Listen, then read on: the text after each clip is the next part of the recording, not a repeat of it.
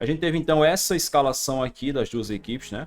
O Brasil veio com basicamente o mesmo time que enfrentou a Venezuela no primeiro jogo dessa data FIFA, com a diferença sendo o Danilo entrando aqui na lateral direita, no lugar do Wanderson, que ficou suspenso do jogo contra a Venezuela, né? Tomou cartão amarelo, estava pendurado, acabou ficando suspenso para esse jogo, né? Fora isso, basicamente, o mesmíssimo time, né? E assim, não só o time titular foi parecido, como também as alterações, né? Mas já já a gente fala sobre isso. E aqui o time do Uruguai veio a campo com o Rocher, grande Rocher, a gente aqui do futebol brasileiro já conhece, né? Goleiro do Inter. Varela, lateral do Flamengo. Jimenez, lateral do Atleti. Oliveira, Sarati, Fede Valverde, grandíssimo Fede Valverde, dos melhores meio-campistas de futebol europeu. Já estava esperando que seria terrível enfrentar esse cara, e de fato foi. O Gart, né, volante que antes estava jogando muito bem no Sporting, depois passou uma temporada no PSG, agora está no Manchester United. Bentancur, do Tottenham, que inclusive Bentancur essa semana pegou 7 jogos de suspensão por ter dito que todos os sul-coreanos são parecidos. Pelistri, do Manchester United também, né, esse guri, se eu não me engano.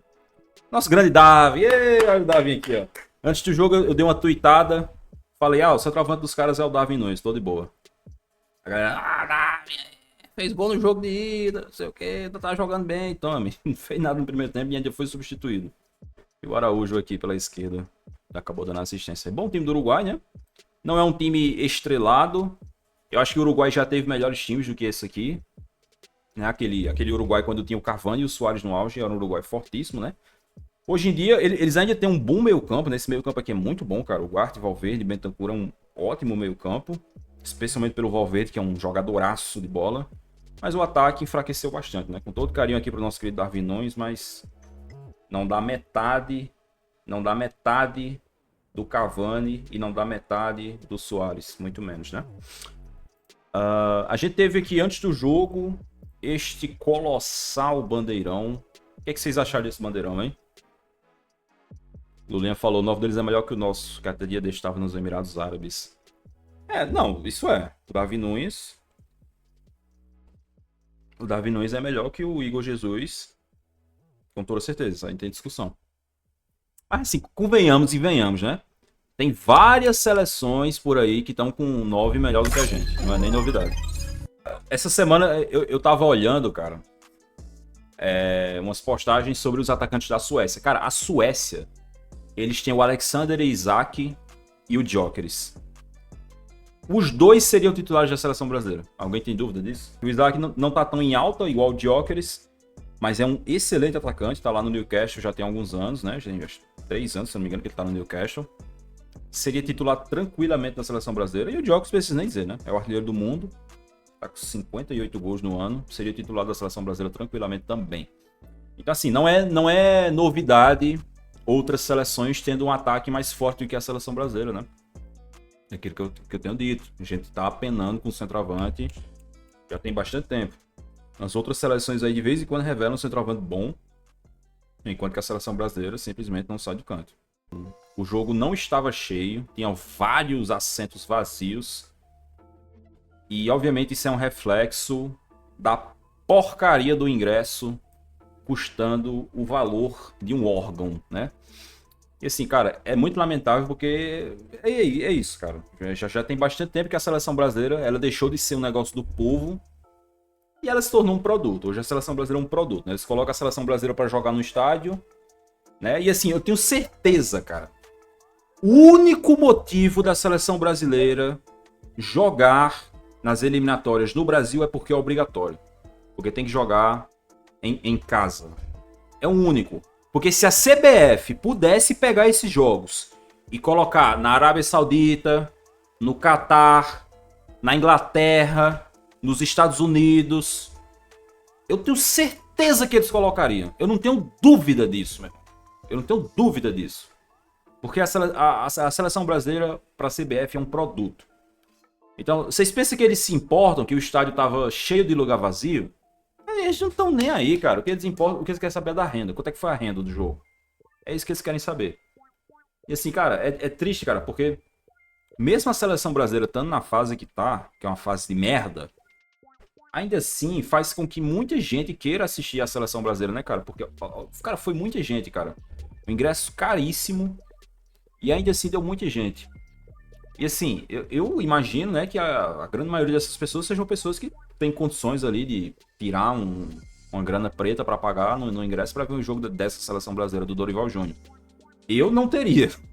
Cara, se a seleção brasileira viesse jogar hoje aqui no estádio que tem aqui em Patos, eu não iria assistir nem a pau, porque eu tenho coisas mais importantes para fazer com o meu dinheiro. Se eu tirasse dinheiro para assistir um jogo da seleção brasileira, eu tava lascado. Aqui, ó, a gente tava até falando do Igor Jesus. Esse aqui foi o único lance relevante dele no jogo, né? A cobrança de escanteio. Ele apareceu aqui no primeiro pau, cabeceou e o Rocher fez a defesa. Fora isso, cara, nos dois jogos, tá? Se você juntar os dois jogos contra a Venezuela e contra o Uruguai, o Igor Jesus simplesmente não conseguiu participar do jogo, cara. Não conseguiu participar. A palavra é essa, ele não conseguiu participar. Muitas vezes ele fica ali na frente, se mexe, vai para um lado, vai para o outro, dá combate e tal, tenta participar, ajudar na marcação, mas não tá funcionando, cara. Simplesmente não tá funcionando. O que, mais uma vez, cara, volta ao mesmo questionamento, porque o Dorival Júnior só levou um centroavante, que foi o Igor Jesus. Assim, cara, para você só levar um centroavante na convocação, você tem que estar com uma confiança muito grande nesse centroavante. Teria que ser um centroavante que, pô, tá jogando bola pra caramba, que vai estar ali, não vai sair do time, não vai precisar de outro. O que não é o caso. Então, assim, cara, essa foi uma decisão que eu critiquei na época e envelheceu mal pra caramba, essa convocação do Dorival.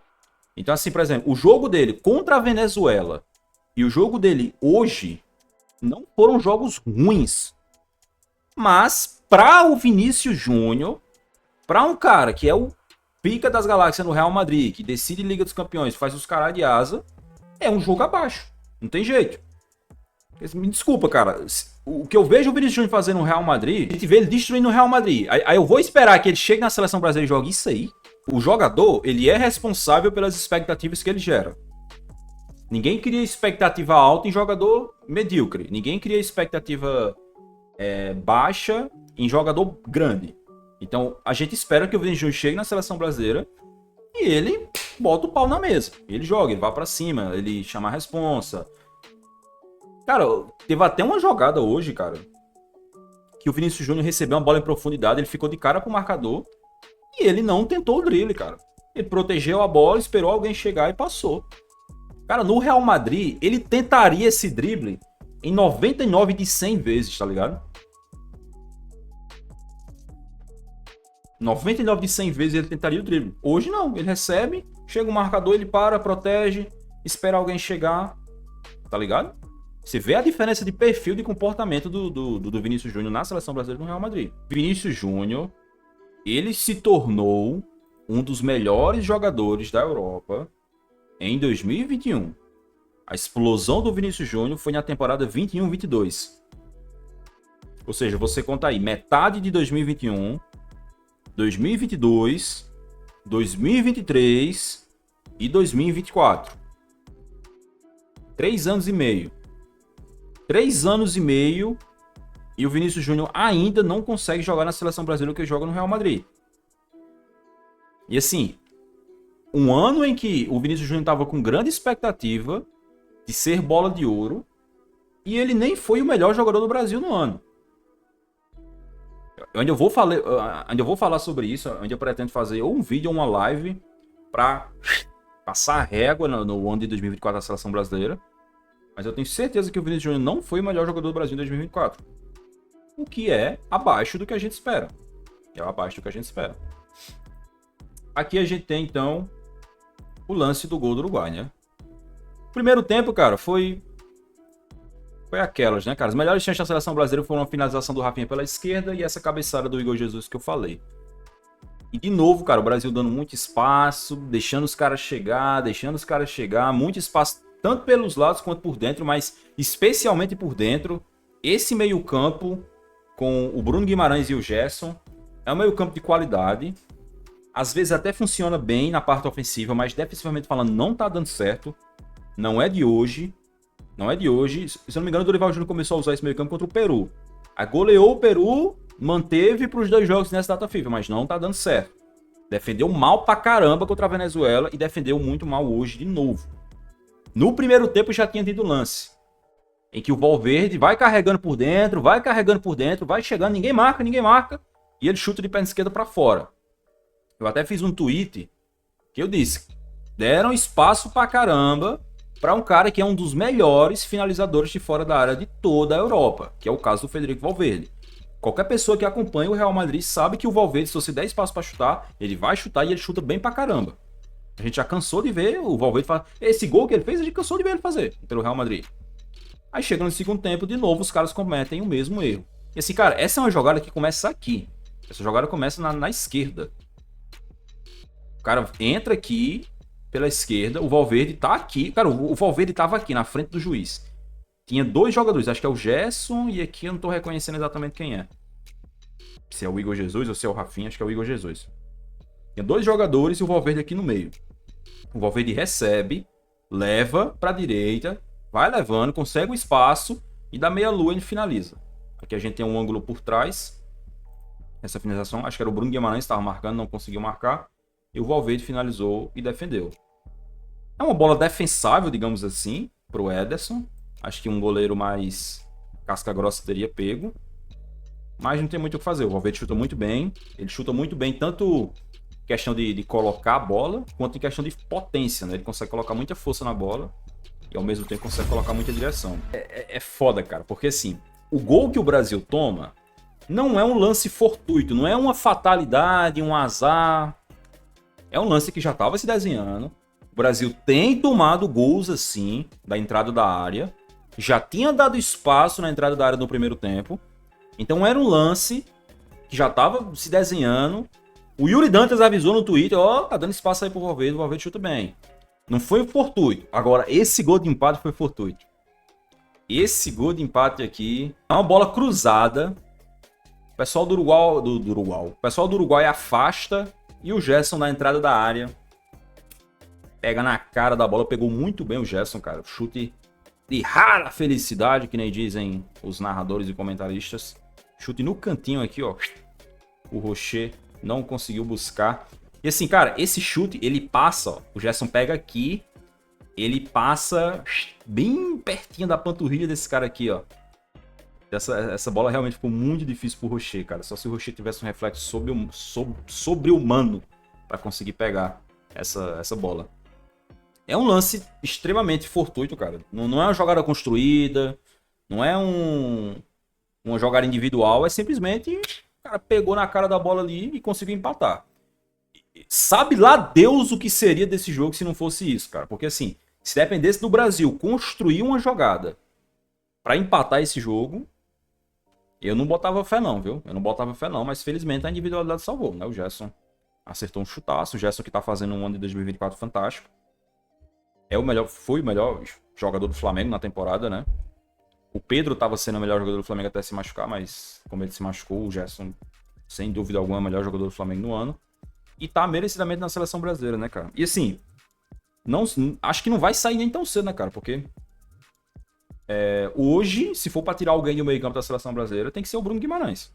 E assim, cara, o Bruno Guimarães, cara... Bruno Guimarães, cara, que decepção, bicho. Eu não sei se é decepção ou se já é esperado, porque assim, o jogador que o Bruno Guimarães ele era no Atlético Paranaense e no Lyon, ele não é mais no Newcastle. O que o Bruno Guimarães faz no Newcastle é totalmente diferente. É totalmente diferente. Pausa rapidinho que eu preciso recomendar para vocês a LS Food Agency, a loja parceira aqui do canal para quem gosta de futebol de seleções. A gente tá em época da data FIFA. Lá tem várias camisas bem lindas de futebol de seleções. Essa camisa comemorativa da seleção da Colômbia tá bem bonita. Essas especiais do Japão para quem gosta de anime, do Naruto, do One Piece aqui com Roronoa Zoro e muitos outros modelos. Já tem modelos tanto dessa temporada, olha essa daqui da Jamaica tá muito bonita. Tem modelos tanto dessa temporada quanto da temporada passada, do ciclo passado. Quem quiser a camisa da Copa do Mundo 2022, por exemplo. Tem essa camisa retrô da seleção brasileira da Copa de 98, que é muito bonita. Eu tenho ela aqui atrás, ó, com o nome do Ronaldo, se você quiser personalizar. Tem muita coisa bacana por lá. Obviamente, eu tô mostrando aqui as camisas de seleções, mas também tem muita coisa do futebol de clubes. Aproveite aí a Black Friday, que tá rolando promoção lá. Tem alguns modelos com desconto. E você pode conseguir um desconto maior se utilizar o meu cupom, beleza? Exclamação camisa aí no chat, o bot vai mandar para vocês o link do site e o meu cupom de desconto. Se você comprar por lá utilizando o meu link e o meu cupom, você vai ajudar o meu Natal a ser melhor, beleza? O link também tá aqui na descrição dessa live, caso você queira conferir. Beleza? Então, o Brasil lutando, dando a sua vida em campo para tentar buscar uma virada contra a seleção do Uruguai. E essas foram as alterações que o Dorival Júnior fez. As duas primeiras foram o Martinelli e o Luiz Henrique. Acho que o Martinelli e o Luiz Henrique, eles entraram depois do gol. Martinelli, que é ponta esquerda, e o Luiz Henrique, que é ponta direita. Depois disso, quando o Brasil já estava empatado o jogo, ele colocou o Estevão, e na reta final do jogo ele colocou o André e o Lucas Paquetá. Teve um momento no jogo em que o Brasil estava com o Vinícius Júnior, o Savinho, o Rafinha, o Luiz Henrique e o Gabriel Martinelli. O Brasil estava com 5 pontas em campo. 5 pontas em campo. Vocês têm noção do que é isso? E por que isso acontece? Primeiro, Dorival Júnior convoca a ponta pra caramba e não convoca centroavante o bastante. Ele levou um centroavante, de novo vou bater nessa tecla. Levou o Igor Jesus, como se fosse o Jokeres, como se fosse um caminhão de gols ali na frente, e não levou o Endrick, não levou mais ninguém. Então chega numa situação dessa, assim como já tinha sido contra a Venezuela foi a mesma coisa. A Venezuela empata o jogo lá no comecinho do segundo tempo, e o Brasil se manda para tentar buscar o resultado, e o Dorival Júnior começa. Ponta, ponta, ponta, ponta, ponta.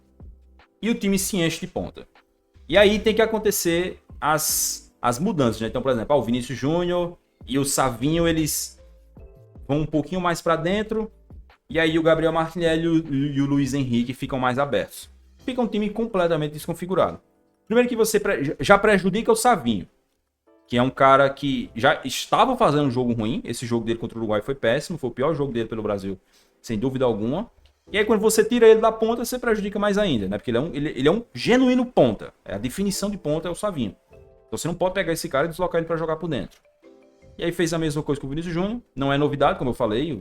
Tem momentos no Real Madrid em que o Vinícius Júnior joga por dentro, dependendo da ocasião, né? Na temporada passada tinha vezes em que o Bellingham abria um pouco mais, o Vinícius Júnior ia para dentro. Agora com o Kylian Mbappé acontece isso bastante, né? O Mbappé às vezes cai para a esquerda, o Vinícius Júnior vai para dentro. Então não é uma aberração, né, ele fazer isso. Mas eu acho que é algo que precisa ser bem treinado. Coisa que não é.